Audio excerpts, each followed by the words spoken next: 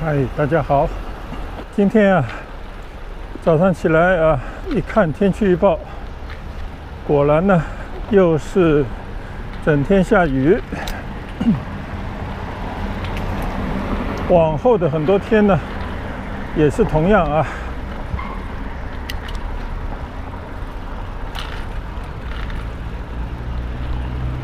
虽然看到这个天气预报预报的是90%是下雨，现在呢正在下雨，但是呢，我现在已经骑车在小区里头骑行了。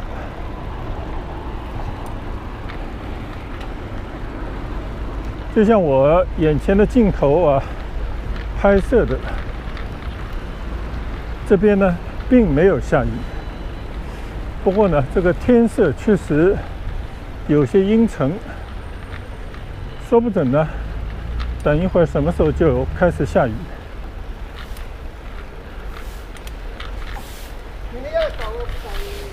所以呢，经过了这几天连续在村外，在我住的附近的地方骑行。昨天呢，还专门又去了一次丹山河的碧道那条碧道非常漂亮，可惜呢没有完全通。结果呢，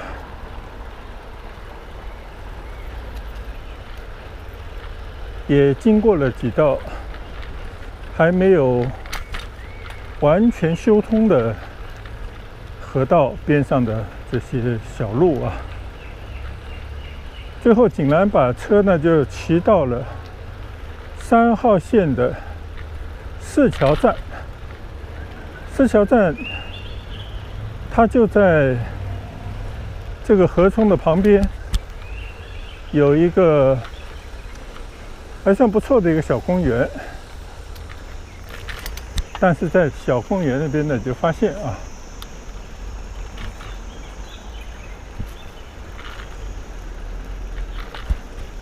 有太多的这个电动单车、助动车这些车停放在这个公园里面，几乎呢就成了一个电动单车的停放点。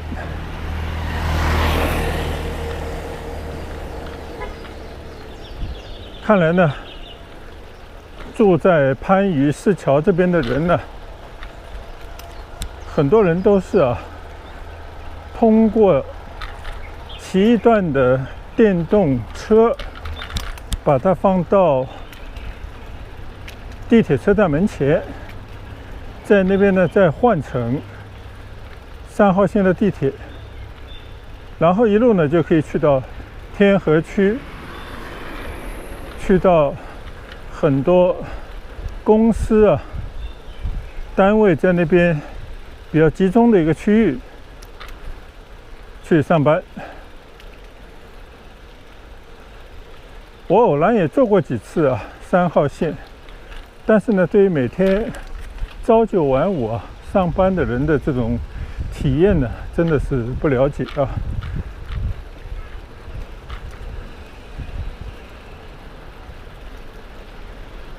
听以前的一些老同事就是经常利用这个3号线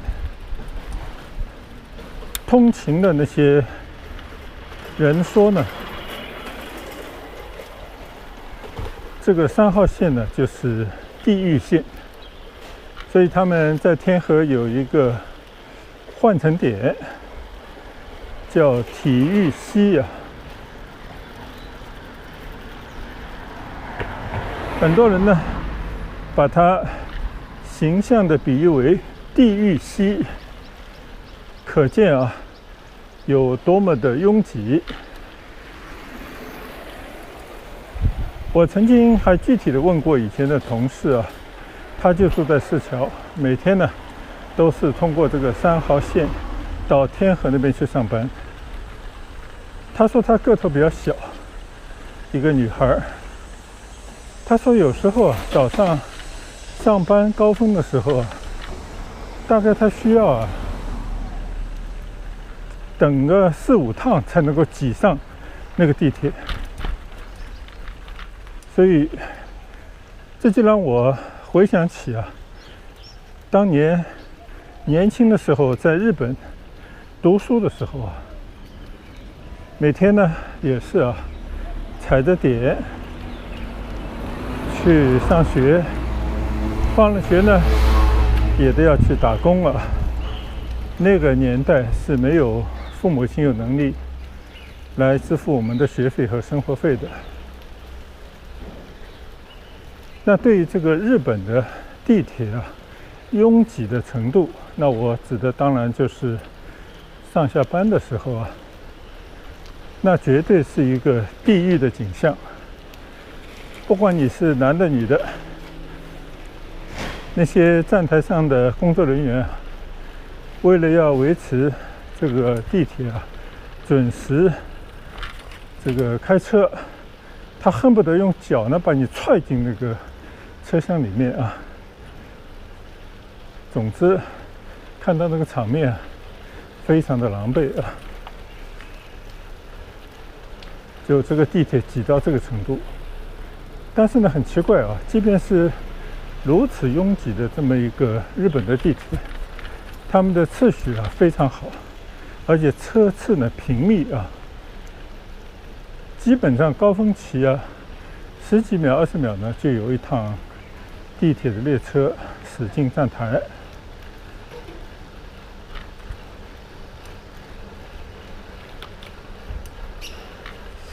再加上日本人民他们与生俱来的这种遵守秩序、听从管理所以呢，即便是在这样的一种拥挤的早晚高峰他们的地铁还是能够保证按照他们的地铁的运营时刻表非常精准的运营。所以呢，我们以前在日本什么时候出门就看着点，就踩着那个点也是骑一段单车，然后呢就放到车站边上的那个停车场，当然是单车的停车场，在那边呢换乘地铁。你只要踩着这个终点呢，极少有迟到的。但是呢，有时候因为有什么台风自然灾害尤其是像那个地震在日本的话呢，经常会有地震。一旦有了地震呢，就有一些警报，然后地铁呢就会不得不停运，安全起见嘛。那这个时候呢，我们看到一个光景这个也是日本人所特有的。当然那个年代是因为还没有手机的年代他就会在那个地铁站里面，这个乌泱泱的一片，大家呢都在那里等候打电话，就是呢要给单位里头或者某一位同事呢告知一下，因为地铁的停运或者是晚点的缘故呢，请个假，做一个说明。就日本人的自觉程度，大概就可见一斑。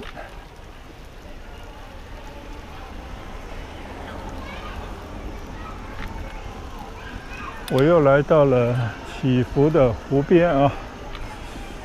所以今天呢，我就打算就在村里头骑一骑，以免呢真的就变成落汤鸡。刚刚就说到这个交通方面的一些情况。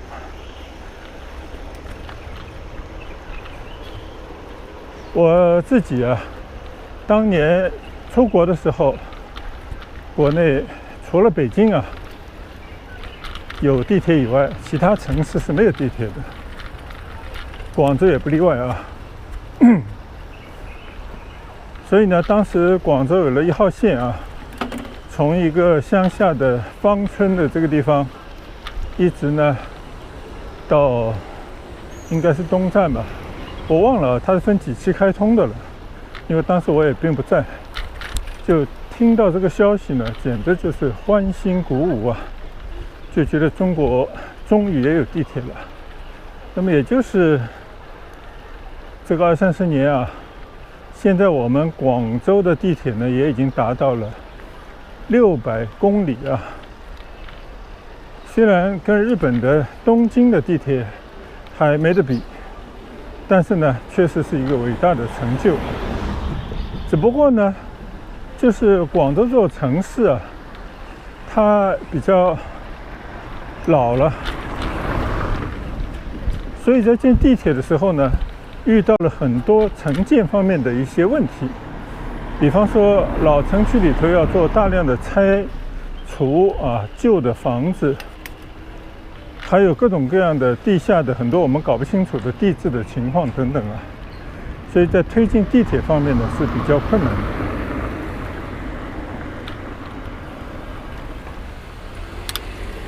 所以我们明显的感觉到啊，就是因为这个地铁系统啊，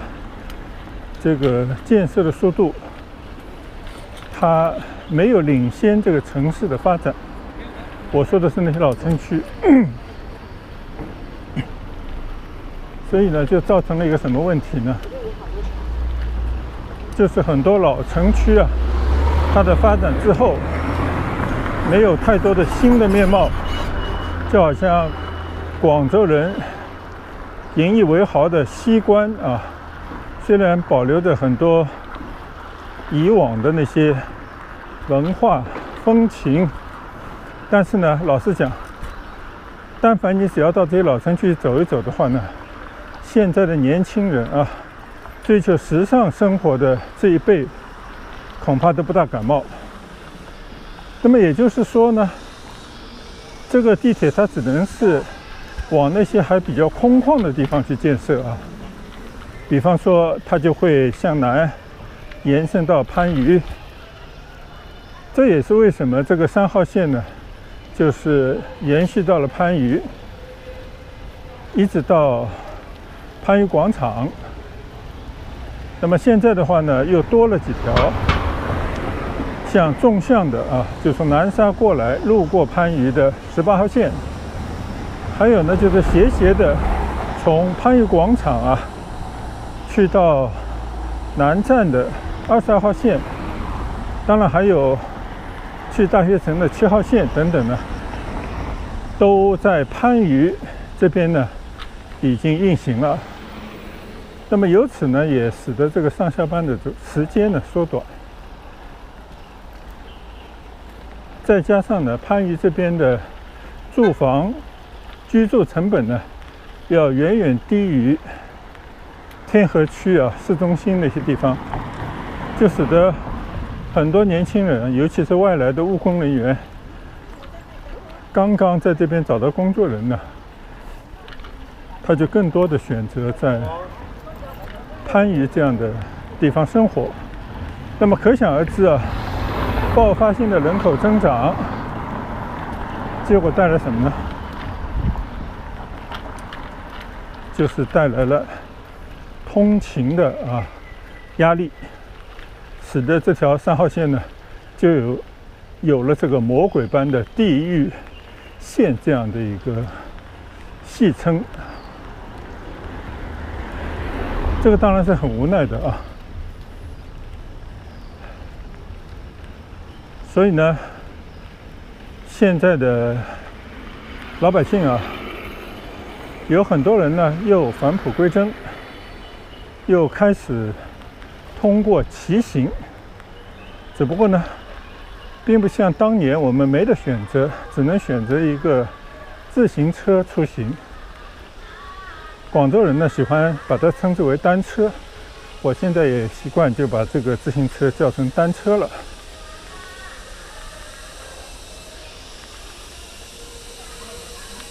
现在的人呢，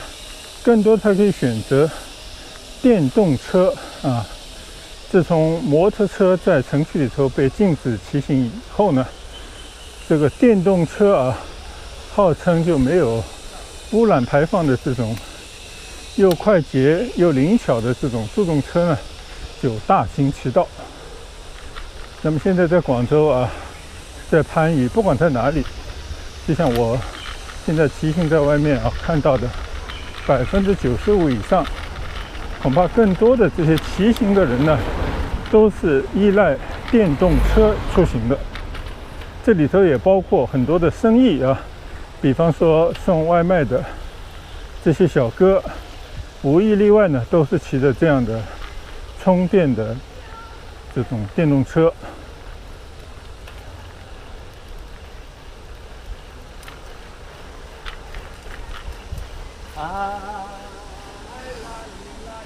所以呢，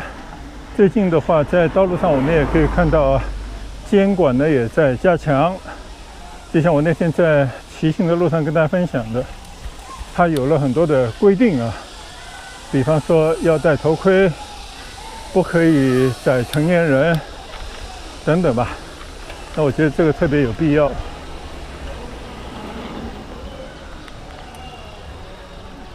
但是我呢，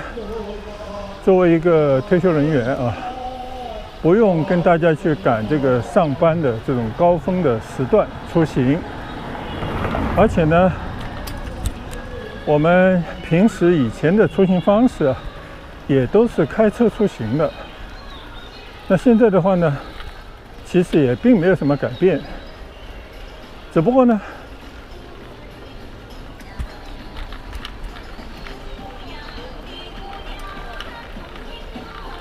从1个来月以前呢，就为了锻炼身体啊，也是想体验一下一种现在还能够骑得动的这种骑行的健身的生活方式，所以的话呢，也就开始了骑行。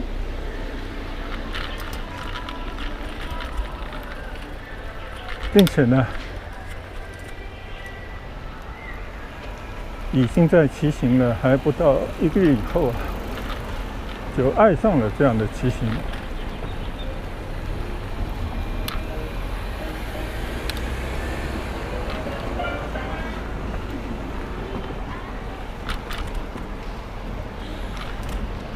而且呢，现在也非常感谢啊，有这样的可以让你的自媒体啊上传发表，供别人来分享观看的这样的平台。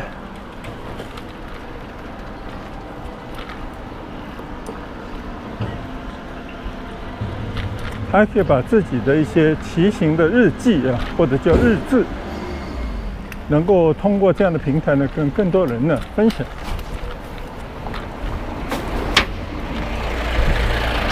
也时常呢会收到观看我视频的网友们呢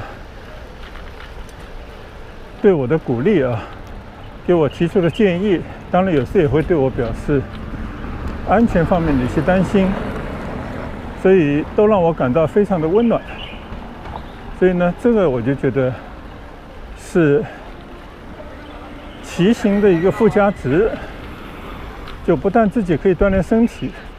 来打量这个身边的世界，还可以把自己的感受呢说给别人听。当然我相信只有非常少的一些人会关注我的一些个人感受啊，也许会引起一些小小的共鸣，但是呢，老实讲，我并没有期待有更多的朋友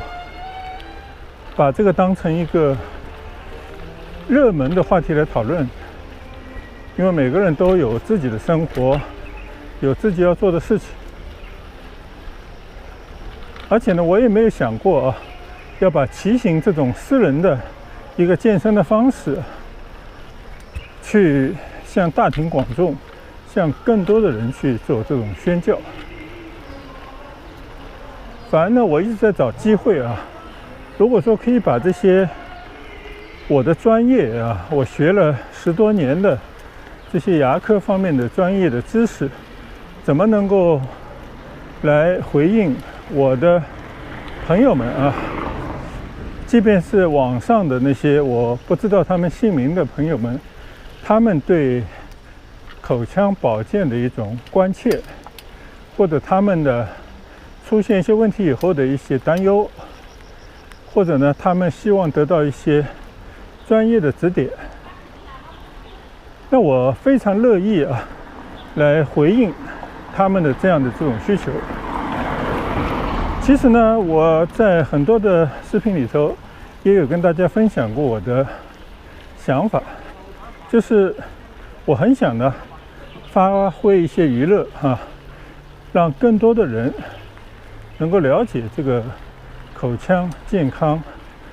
预防保健的重要性。还有呢，这些牙齿看似不起眼，而且有很多颗的这个牙齿，对于身体健康、对于营养包括你的寿命都有非常大的关系。这样的一些理念呢，能够用大家听得懂、愿意听的方式来跟大家分享。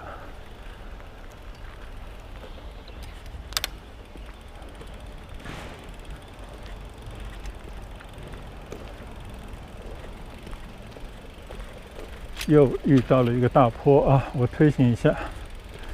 所以呢，这是我一直有这样的念头，只不过呢，我也做了一些尝试感觉我还是没有找到一种好的形式，让更多的人呢能够喜欢来听我这些牙齿健康方面的、时尚方面的一些唠叨。但是呢，对于网友如果在我的视频底下的留言，如果有这方面的一些需要的话呢，那我是当仁不让一定会做一些回复，也尽我可能呢给予一些指导性的意见吧。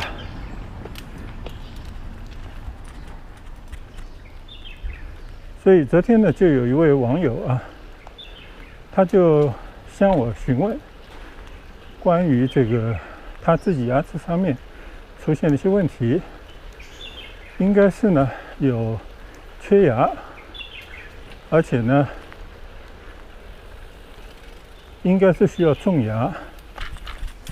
而且条件不是特别的好。按照他自己的说法呢，就是牙槽的骨板比较薄。我相信他已经去看过牙医可能笼统的知道了一些他的情况是需要来种牙，但是具体要怎么种，可能也想多听听一些其他的医生的意见。那我觉得这个没有问题。正好呢，我今天自己呢在家里头一早起来就折腾我这个单车，对这个单车呢骑行了3个多礼拜也进行了一次全面的检查。这就跟我们的人一样要去做定期的检查。那么有些呢是自我的卫生管理，就像我今天早上把这个车呢整个的擦洗得干干净净，而且呢也做了一些安全方面的点检，就是说我把所有的螺丝都拧了一遍，大部分螺丝呢都完好但确确实实呢也发现了有几个螺丝其实已经处于一个松动的状态，并且呢这几天骑行的回来以后就发现后面的轮胎呢有时候会缺点气所以的话呢，我前段时间也自己买了一个打气筒，还有呢就是修理的一些工具我想那些简单的属于自我保养的事情呢，作为一个男人他都应该可以搞得定的。那么呢，经过了这么大概1个来小时的全面的对单车的保养清洁，现在呢骑出来我就感觉更加的舒服一些，也自己感觉到安全了很多，对骑行呢也多了一些信心。那么说到刚才这位网友他向我提出的牙齿缺失以后要不要种牙？怎么来种？需要满足什么条件？如果条件不够好，那要怎么办？这样的问题呢，我想我今天呢就在村里骑行的时候呢，也给这位网友，当然也给更多的网友呢，来做一个科普式的这个分享。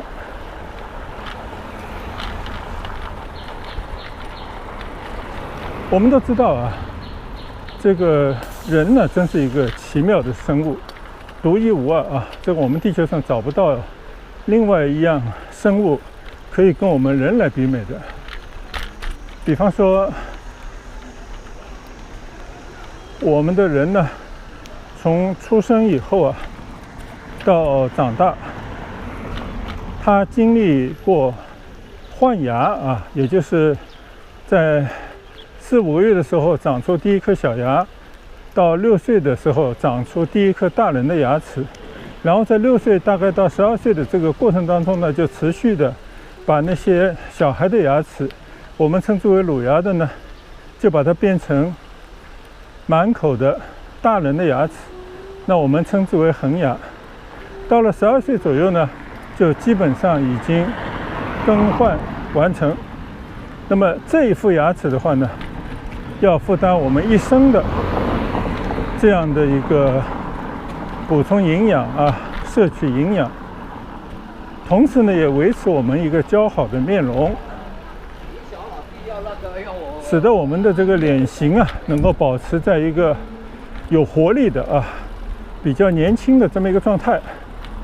那这个呢都是靠我们的牙齿啊，那些牙根在我们的牙槽骨里面每天呢在使用的情况底下才会保持这样的一种整体的外形、脸部的肌肉，进而呢让我们有一个健康的面容。那很多人呢都听说过啊，或者也经常会讲这个词，就叫老掉牙。老掉牙呢不是这个牙齿老了，而是人老了以后呢，很多人牙齿就开始掉了。很多人呢都习以为常，觉得这是一个自然的状况，就跟人呢，他从出生，他到青壮年，最后呢，他总是要去到那个世界一样，好像是不可避免。那这个呢，从大致上面来讲，好像也没有错。但是问题是，我们怎么能够去延缓我们的衰老？怎么能够让我们呢，不但能够活得更久一些，而且呢还能够呢活得更健康，即便是到了晚年呢，也能够有一个不需要别人来照顾，自己可以自娱自乐，到处可以走动的这么一个身体。那这个呢跟我们的牙齿关系特别大。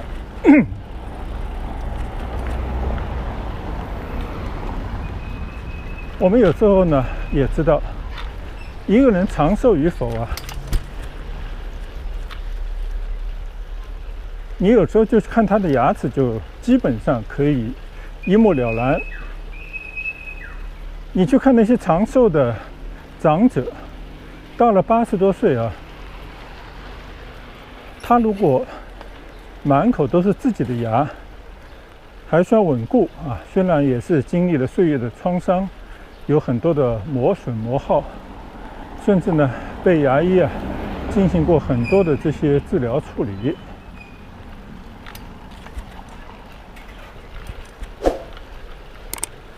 但是呢，只要它的功能完好，没有病痛，那我们都觉得是能够让它活得更加健康。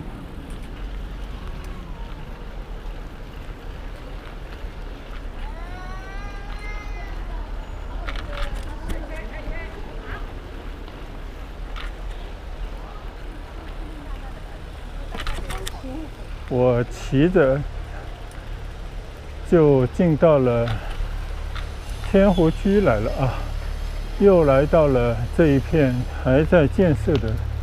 一个小区旁。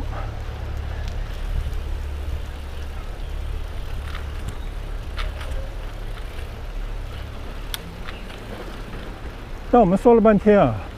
那我们人，如果你追求活到80岁以上，这我相信这是已经每个人的愿望，也不难实现啊。那对我们牙齿来讲，有个具体的什么样的一个指标和要求呢？这个就是世界卫生组织提出的，你到80岁啊，平均来讲，希望我们的人类能够拥有32颗牙齿里面的20颗牙齿。那因为毕竟到了年事已高的时候啊，总会因为种种原因呢，有些牙齿就失去了功能，或者就丧失了。但是假如你还有自己20颗牙齿是自己的，或者呢换一种说法，有20颗比较健康、负担功能的牙齿呢，它就能够维持你一个人最基本的营养的需求。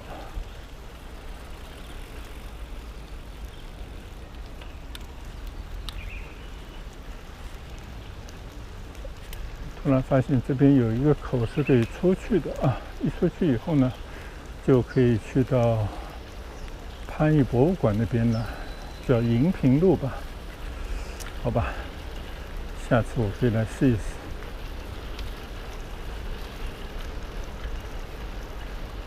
所以呢，问题就在于说，你现在多少岁？你口腔里头还剩了多少个坚固的、可以负担咀嚼功能的牙齿？那有没有可能让你呢，在80岁的时候呢，照样还有满口自己的牙？最起码呢，你也要达到有20颗自己的牙。所以呢，我的朋友们啊，网友们呢，可以对照一下我说的一个最基本的这么一个指标。那么也就是说呢，并不是所有的人到80岁都会满嘴都是自己的牙。那有些牙齿因为种种原因它丧失了怎么办呢？那我们知道牙齿它有很多修复的办法。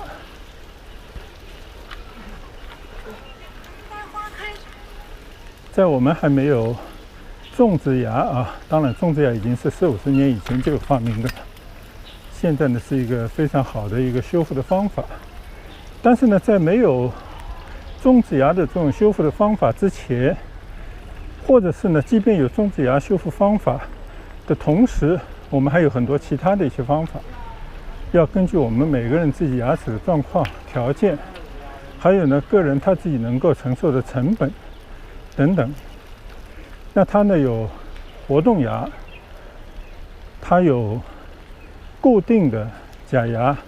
也就是我们说的牙桥。我们还有一些其他的一些变通的办法。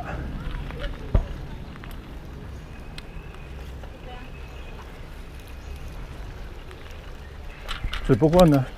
有了种植牙这样的一种修复的方法以后呢，就为我们牙齿缺失的这些患者呢，多了一道福音，多了一个有效的方法。而且呢，它不需要依赖其他的身边的那个健康牙齿，比方说做牙桥需要做一些切割，做活动牙呢需要挂一些卡环，而且呢没有什么异物感。那唯一的要求呢，就是这么几点。第一呢，就是你的牙齿的骨、牙槽骨，它的高度、宽度，它的骨密度有没有达到可以把种植牙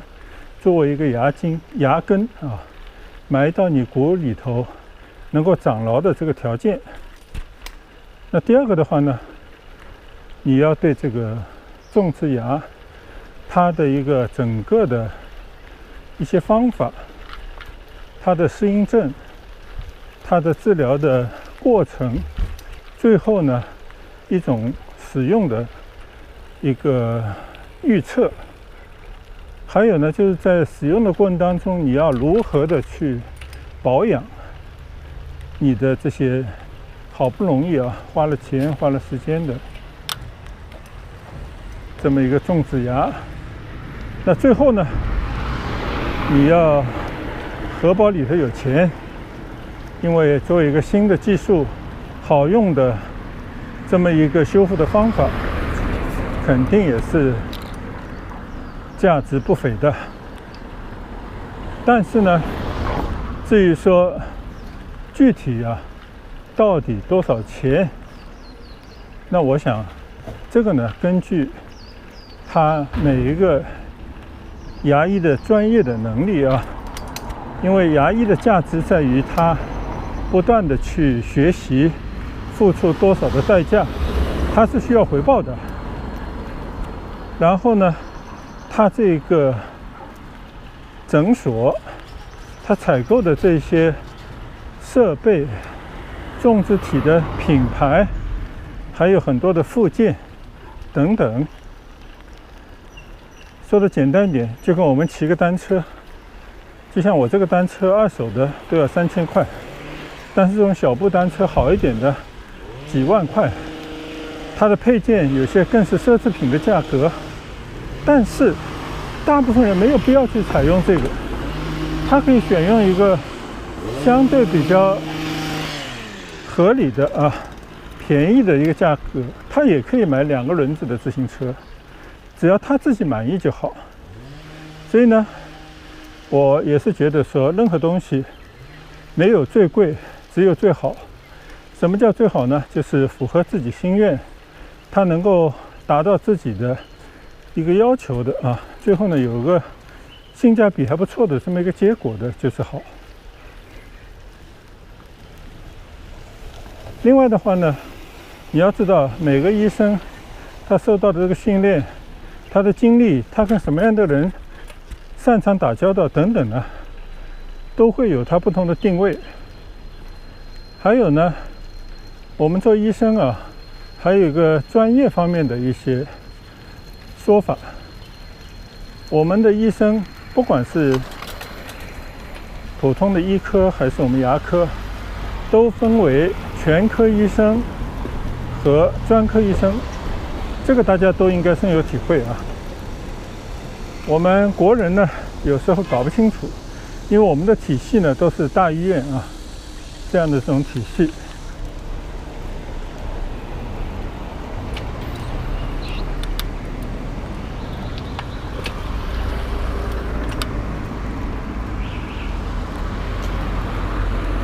那在这样的一个体系里面呢，我们很多人看病他只知道去看医生，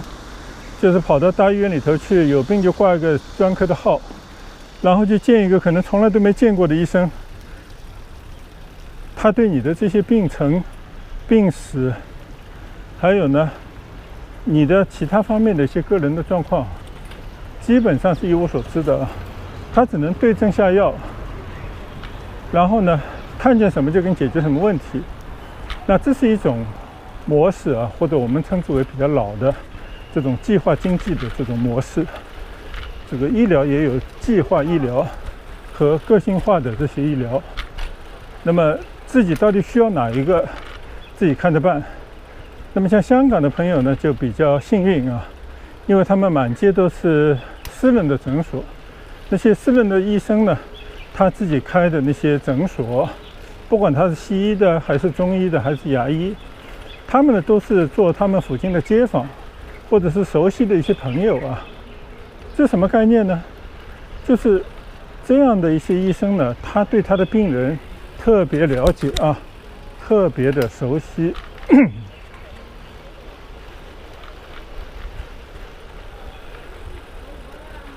这个医患关系就跟朋友关系是一样的你想，只有大家相处时间多了，才会怎么样呢？相互的信任，对吗？然后呢，就会设身处地的尽量为你，根据你的实际情况来跟你说明这些治疗方案。甚至呢有时候也会根据你的经济状况来给一些具体的建议等等。但是如果说你贸然去到一个完全不认识的医生那边，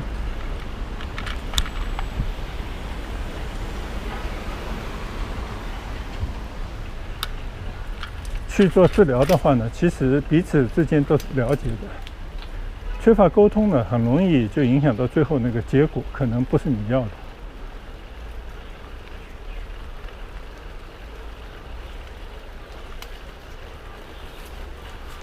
那我想呢，听了我讲到这里呢，很多小伙伴应该已经明白我讲的什么意思。也就是说，你首先呢，应该要选定一位，当然也可以不止一位的医生。你可以去通过比较通过一段时间的接触，最后呢，就把自己的健康呢托付给一位你信任的医生。那么这有什么好处呢？第一的话呢，你的健康有人管理，你通过定期的去拜访你的医生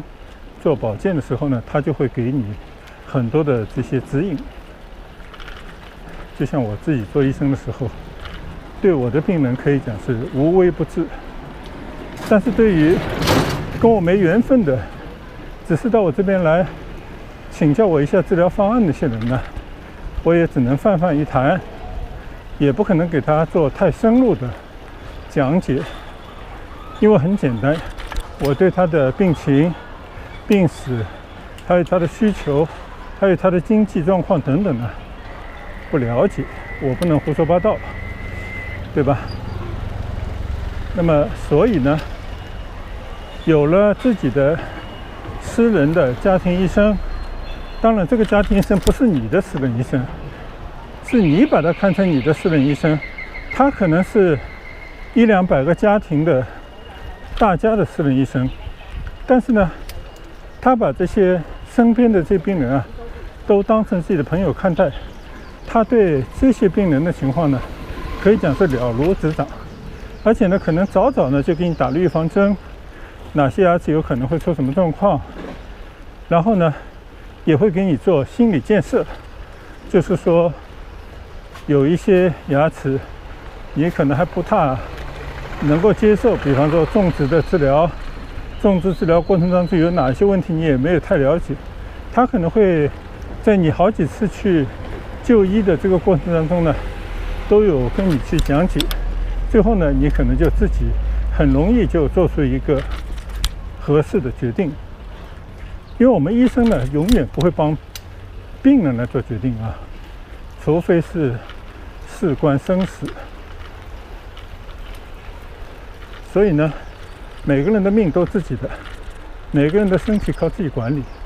医生呢只是帮你去解决一些问题。医生即便是提出一个合理的方案，病人没有办法接受的时候呢，也是白搭。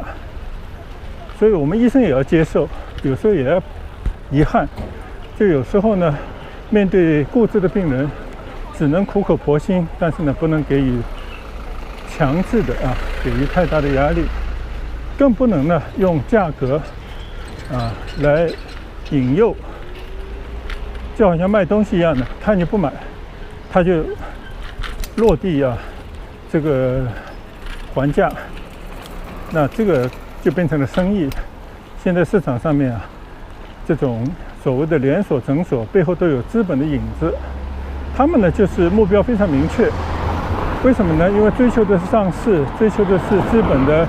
爆发这个里面呢有很多的问题，当然今天我们不会在这边来展开。那我们再回到种植牙所以呢，我们根据自己的情况，一定要找到呢一位合适的医生这个合适医生什么概念呢？就是你在专业上信得过他，然后呢，能够像朋友一样的交流，很坦诚，最后呢，完全是根据你的情况来设身处地的为你考虑的那个医生就是好医生。即便是他不是最后给你操刀的那个医生，也无妨，因为术业有分工，有很多的一些专业呢，他也可以是一个全科医生，他不一定是一个种植的专家，但是呢，他一定会有自己在种植上面可以靠得住的专业的医生给你介绍。那这种呢，都是比较保险的。所以今天呢，一边骑行啊，一边呢就跟网友们呢唠叨一下啊，这也是我非常希望能够找到一种方式，既能够回应我的网友朋友们的一些对健康方面的关切，尤其是牙齿健康方面的一些理念，还有呢就是一些最基本的一些健康保健的方法，跟大家呢做一些分享。比方说，我如果要总结一下我刚才要讲那些话呢，我并不是针对种植牙，因为呢，大家知道牙齿缺失，根据每个人的需要，根据每个人的身体的条件，那么它实际上有好几种方法，也不见得只有种植牙是最好的，最合适自己才是最好的，包括自己的钱包。一个人如果说连吃饭的钱都很紧张，他要花几万块钱甚至更多的钱去做种植牙的修复啊，我觉得这个很勉强吧。第二的话呢，其实也是我今天讲的核心，就是你一定要有医生的朋友，每个人都需要一位医生的朋友或者几位医生的朋友，大家说对吗？如果大家觉得说去见医生是戳眉头，那我觉得那你就是跟自己过不去，那就是本末倒置了。因为身边有一位医生朋友，他可以给你很多的建议，但是呢，看看你有没有这样的一种缘分啊，有没有这样的医生，他真的能够跟你成为朋友。因为医生也不是随随便便就跟谁交朋友的，他不是生意人，不是说你今天去找他赚钱，他就把你当成朋友，这是不存在的。也就是说，你如果有一位健康方面的管家，那这个理所当然就是你的医生。如果你时不时可以去拜访他，遵照他的一个说法呢，去给自己的牙齿啊，当然也包括身体的其他部分去做一些定期的检查，得到一些医生的建议，做一些保健啊，使得你每一次去见医生的时候呢，都受到医生的赞扬，说你看你的牙齿啊，跟我在半年以前、1年以前来给你检查保养时候情况一致，然后呢，你也可以放心大胆的这个使用。所以呢，这个是一个双赢啊，绝对是一个好事。当然了，做任何事情啊，你都是要付出一定的代价，像这些健康咨询，像这些定期检查，像那些定期的保养，即便是做一个清洁，都是要付费的。但是呢，这个比起你某一天突然发现一个牙齿断了，或者说拔掉了，再要去种牙，再要去干什么，这个要付出代价要大得多，大得多。大家说是不是呢？所以呢，这些呢都是我现在已经是退休的医生啊。就是说，我现在跟大家网友来说这些东西呢，没有任何这样的一种期待，应该也不会有任何的这种机会呢。你变成我的病人，我要通过我的手艺来挣你的钱，完全呢都是免费的。但是我要声明的是，我这边呢是不会回应任何关于这个病啊，到底是要花多少钱才能治好？然后呢，在不明了你的病史、病程、病症，还有你的其他的一些状况的情况底下呢，就给你出一个治疗的方案，或者说对别的医生做的治疗方案呢，七嘴八舌。这个呢是做不到的，也是不会做的。所以呢，这个也希望我的网友你一定要了解。好了，我们已经说的够多的了。今天在无形当中呢，就在我们祈福新村里面啊，我的骑行呢，应该也就达到了我每天习惯的这个骑行的里程了。我是为了我自己的健康，同时呢，也把我自己的健康的观念，希望呢去影响到我的朋友们，也包括看我视频的朋友们。然后呢，也会发挥一下我作为一个牙医的一个娱乐，更多呢立足于做一些健康理念的分享，当然也包括一些保健预防的一些方法。以后会有更多的这样的机会呢，跟大家来做这样的交流。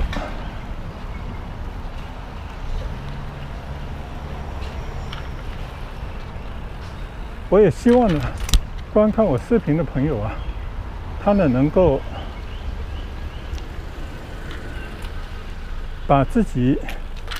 需要了解的关于牙科方面的一些疑问，包括他自己面对的一些问题和困惑，